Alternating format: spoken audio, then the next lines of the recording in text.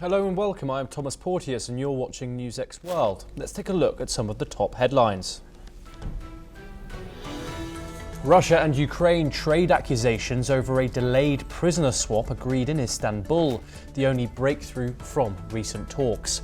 The stalemate follows a fierce Russian barrage of missiles and drones across Ukraine just hours earlier.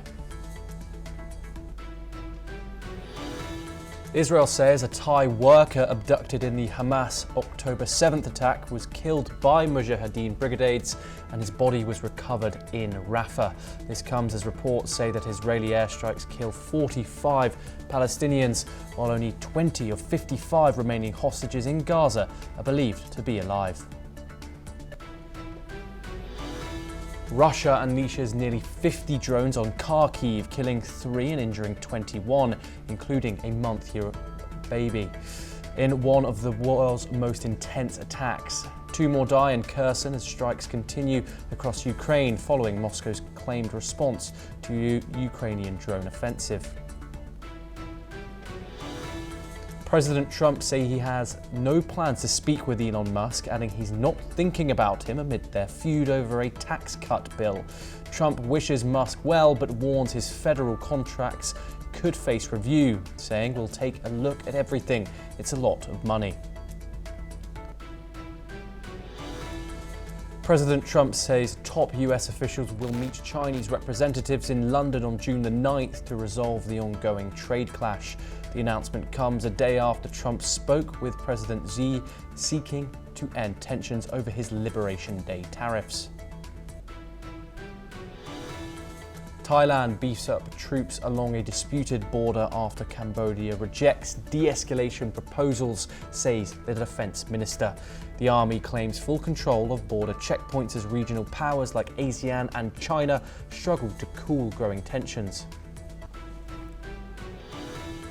Kilmar Alberto Garcia, mistakenly deported under Trump, is now back in the United States facing smuggling charges that could mean life in prison.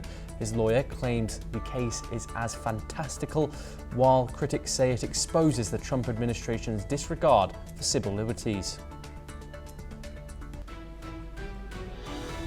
Argentina's President Javier Milei holds his first official meeting with Pope Leo at the Vatican and confirms the pontiff will visit Argentina. The meeting marks a shift from Milei's tense ties with the late Pope Francis, opening a new diplomatic chapter for Buenos Aires and Rome.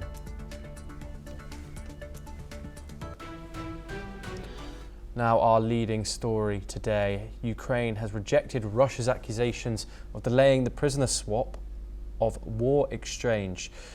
Ukrainian officials, including Andrei Kovalenko, dismissed the claims as untrue, accusing Moscow of playing dirty games and manipulating the process. They stated that there was no fixed date for the return of bodies and that Russia was not sticking to the terms agreed upon during the peace talks. Meanwhile, Russia's Kremlin aide Vladimir Medinsky accused Ukraine of postponing the exchange, saying Ukrainian representatives failed to show up at the agreed border point. He claimed that over 1,200 Ukrainian soldiers' bodies were waiting in refrigerated containers, and Russia had prepared 640 prisoners of war, focusing on the wounded and young soldiers for transfer. Medinsky emphasized that Russia was fully prepared to move forward with the exchange. Medinsky urged further Ukraine to adhere to the agreements made in Istanbul, stressing that families are waiting for the return of their loved ones' remains. He called on Ukrainian negotiators to take immediate action and proceed with the transfer. Let's take a listen in to Medinsky and what he had to say. Подготовили более 6 тысяч тел украинских бойцов ВСУ, которые находятся в рефрижераторах замороженных и в специальных вагонах в форме ВСУ, многие из них с документами для передачи украинской стороне. Также подготовлены списки военнослужащих категории раненые, тяжело больные и молодые до 25 лет, которые примерно по 1200 человек с каждой стороны мы готовы также передать незамедлительно Украине. We're now joined by Andrew Latham, who is a professor of international relations at Malacaster College and Senior Fellow. Thank you very much for joining us, Andrew. We have accusations of both sides as per usual. What does this say about the current state of the conflict? Well, what it says is, on the margins, they may or may not be willing to do deals about prisoner exchanges and whatnot. But fundamentally, and I don't endorse this, but I recognize it, the Russians are winning. And there's no incentive structure for Vladimir Putin to do any kind of deal other than on the margins. He knows he's winning. He's going to get his 4 oblasts back. That's all he really wants. He's going to neutralize Ukraine. That's the secondary objective. And I mean, does any rational person on the face of the earth think that there's an incentive structure here which would incline Vladimir Putin to do a deal other than at the margins in terms of prisoner swaps and things like that? No. I mean, it's just not going to happen. Yes, and this is obviously the only breakthrough from those Istanbul talks, Andrew. Do you think this is simply theatrics for President Donald Trump, or is this something that these peace talks something genuine? Well, it's theatrics for just about well, certainly for Putin, it's theatrics, and for Trump, it's theatrics. I think President Zelensky would really like to have a ceasefire deal. I don't think it's a theatric thing for him, but for Trump and for Putin, it's just show. It's showtime, and there's no other way to interpret what they're saying or what they're doing. It's just theater. Now, Andrew, this obviously comes just hours after we've seen huge drone attacks on the cities of Kherson and Kharkiv.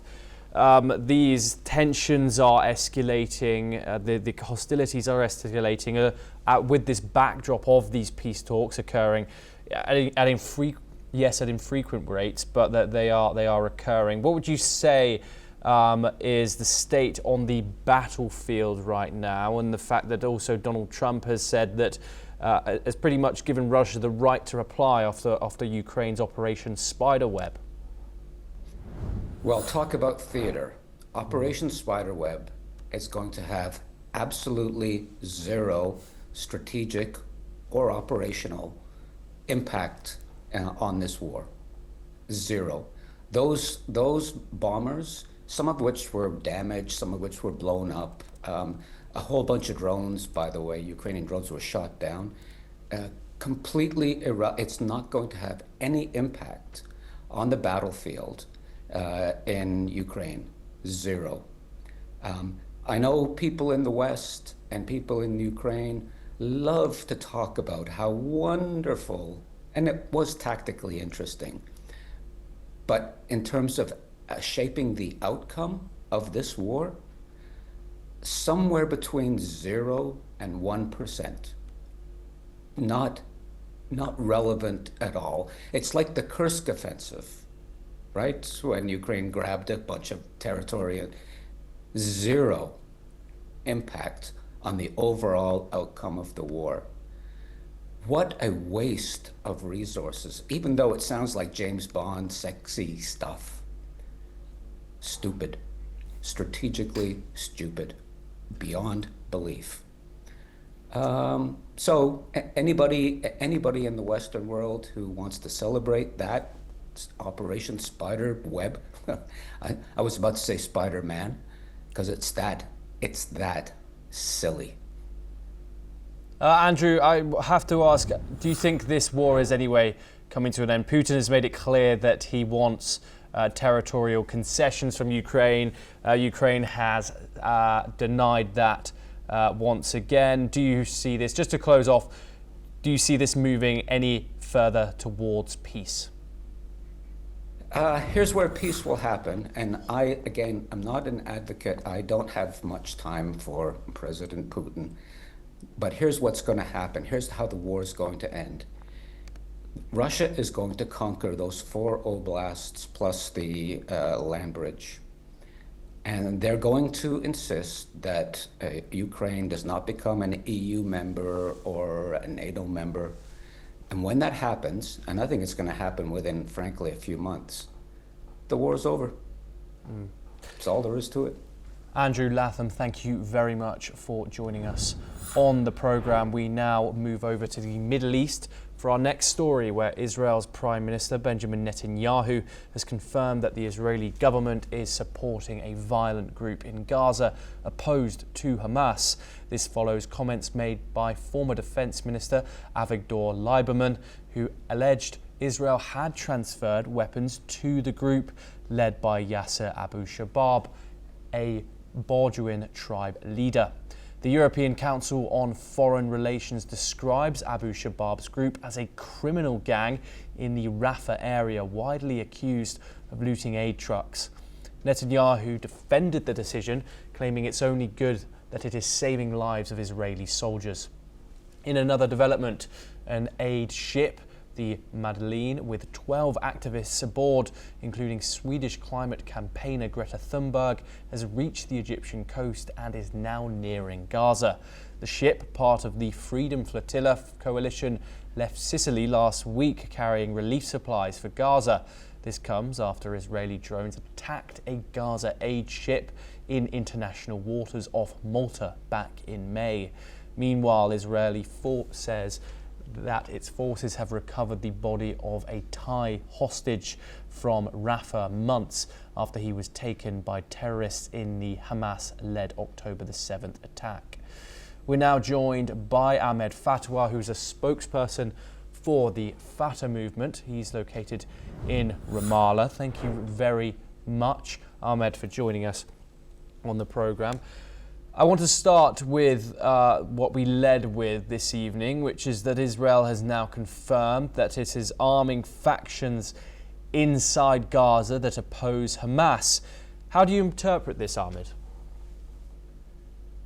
Well, it reveals what we already expected. Israel is trying to cause disarray, havoc, destruction, and they want anarchy. They don't want, they refuse the return of the legitimate Palestinian Authority, the PA, or all the proposals provided by the Arabs and the international community onto going to the Egyptian Palestinian plan for a ceasefire and for a return to a Palestinian Authority committee to go rule Gaza until the reconstruction plan take place and to go for elections.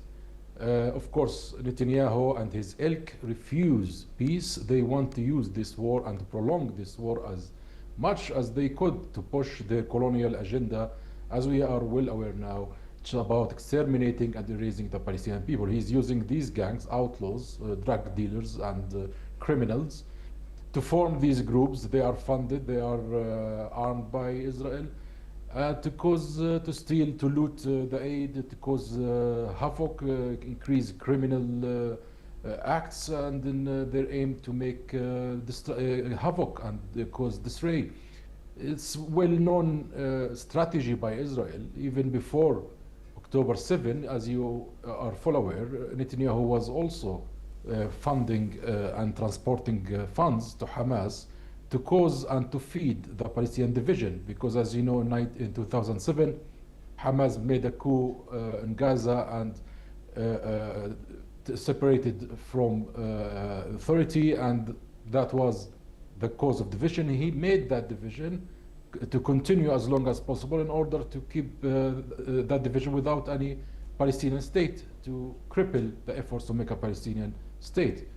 That is the Israeli occupation mechanism, and we have to be very careful and be very aware of their lies and their methods. Yes, and Ahmed, now before we get back to that, I just want to touch on this Freedom Flotilla that is supposedly coming in from Egypt now. How have you received the outpouring of international support, which is now growing along with government support as well from certain countries abroad at the highest level diplomatically? Is it too late? How are you viewing all this sudden international support, which is, by the way, growing? Now, what the Freedom Flotilla is doing is what the international community failed to do, and that is to break the siege and blockade of the Israeli occupation. These are beautiful, brave souls who came to rescue the deprived and the oppressed, persecuted Palestinian people requires our utmost appreciation and our utmost respect. This is not the first attempt they tried to do. As you know, they tried before. They were bombarded by drones. It's for, all of us are aware who are these drones belong to. It's for Israel. Of course, Israel denies, but nobody else is there to shoot at a humanitarian convoy for Palestine except Israel. And they have done it before in 2010 when they the flotilla coming from Turkey was attacked and assaulted. They are trying to break the siege, to break the silence of the failure and the obstructed international efforts. As you are full aware, recently the United States vetoed yet again for the 5th time a security resolution bill to call for ceasefire and for the entry of aid and for the release of hostages. So shockingly, America don't want the release of hostages, don't want ceasefire. Like Netanyahu, they want continuation of this genocide forever. And those brave souls, are trying to do what the world has failed to do.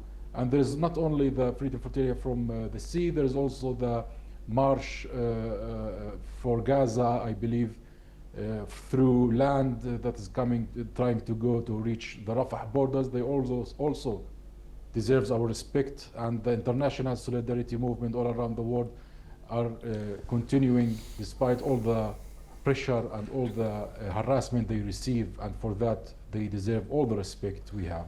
Yes, Ahmed, let's rewind a little bit and come back to these statements that Benjamin Netanyahu has made today in regard to the funding of groups in Gaza which oppose Hamas. I was wondering if you could tell us a little bit about these groups, that particularly the one that's mentioned, the so-called Abu Shabaab's groups, the so-called criminal gang in the Rafah area. Do you have any extra information on that? Well, they are simply outlaws, criminals that sell drugs and do criminal acts. Israel used them. After the invasion of Israel, there was havoc, there was no security, and closing streets and closing cities, separating them from each other. So these groups actually was, benefiting from that situation to steal, to loot, and they have been looting the aid from the beginning of this war. Israel are aware of that, and they have been in contact with them through the security agencies of Israel, and they give them funds and give them arms and give them also aid, so they could make that disarray. Of course, from our point of view as Fatah, we have been very clear that we refuse and we reject and we condemn all those criminal acts of everyone who is in collaboration with the Israeli occupation. They do not represent anything of our national struggle or our national liberation movements.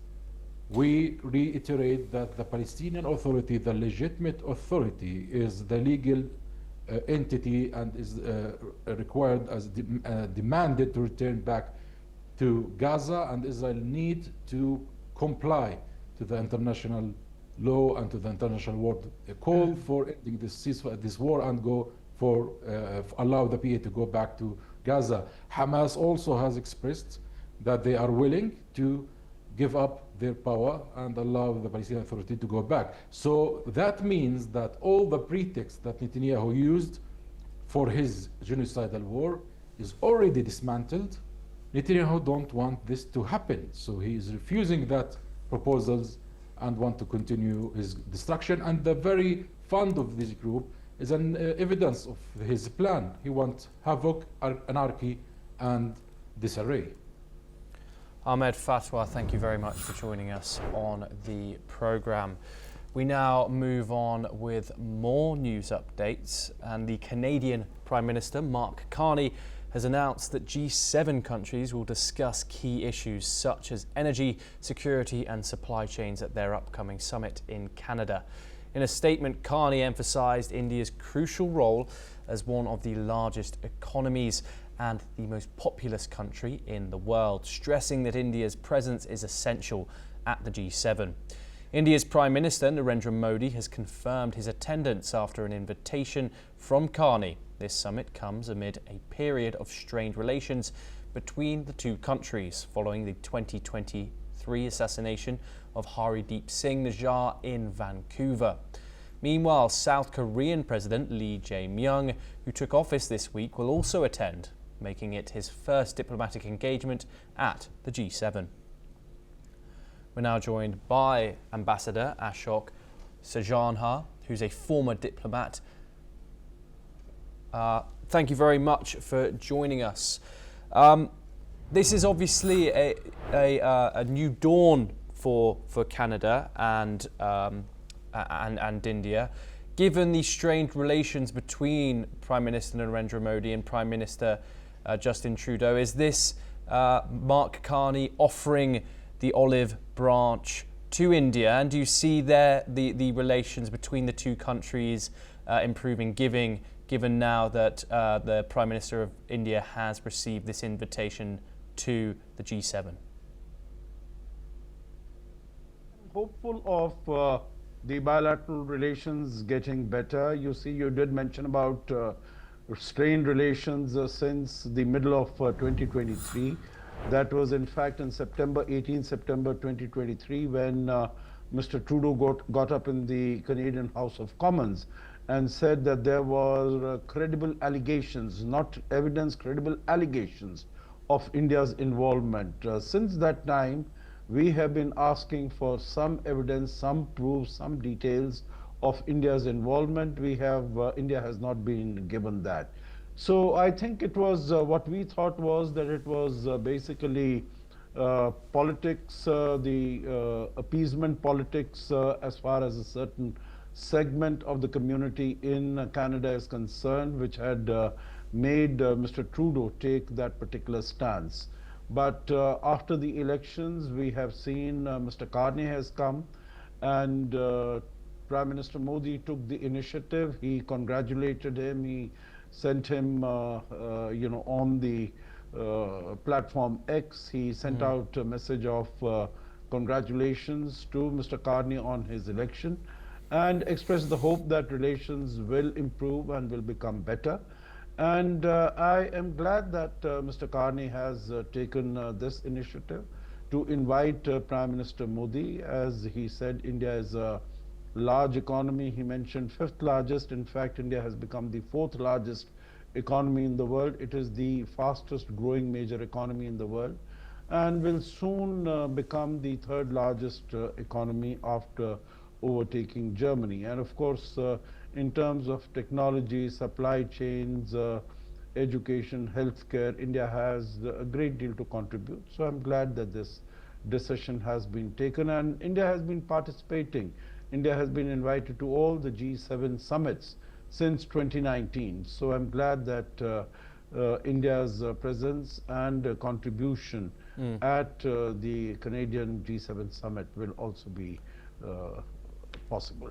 Yes, and Ambassador Sajanha, do you think these G7 forums still hold strategic value for India, or is it merely symbolic in the current global landscape? No, it's not symbolic. I think it is very significant because it does provide an opportunity for the Indian leadership to connect with the leaders of major countries. All of them are strategic partners, whether it is Japan, whether it is France, it is the United Kingdom, it is Germany, it is Italy. We have very strong partnership with all these countries, and the United States, of course, is the most consequential partner for us. And since 2019, I've been seeing that the other partner countries that are invited, like Australia, like South Korea, they are also strong partner. So I think the changes, the flux, the turbulence that is taking place in the world, it's not only at the bilateral level that India can advance its partnership, but also at the multilateral level, global level. There are challenges which can be dealt with only at the global level.